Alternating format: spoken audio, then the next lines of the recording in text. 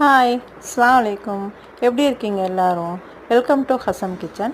இன்றைக்கி தயிர் சாதம் செய்யலாம். வாங்க எப்படி செய்யலான்னு பார்க்கலாம். அதுக்கு தேவையான பொருள்: சாதம் வடித்து வச்சுருக்குறோம், 1/2 கிலோ தயிர், கொஞ்சம் வெங்காயம், கருவேப்பிலை, கடலைப்பருப்பு, இஞ்சி கொஞ்சம் துருவினது. ஒரு பாத்திரம் அடுப்பில் வச்சு எண்ணெய் ஊற்றி கடுகு கருவேப்பிலை போட்டு வெங்காயம், அது கூட கடலைப்பருப்பு, பச்சை மிளகா எல்லாம் போட்டுட்டு அது கூட சேர்த்து கொஞ்சம் பெருங்காயமும் கொஞ்சம் போட்டு, ஏன்னா கேஸுக்காக இதாக இருக்கும், பெருங்காயமும் போட்டு அதையும் சேர்த்து எல்லாம் பெரட்டி அது கூட சேர்த்து தயிர் ஊற்றிக்கலாம்.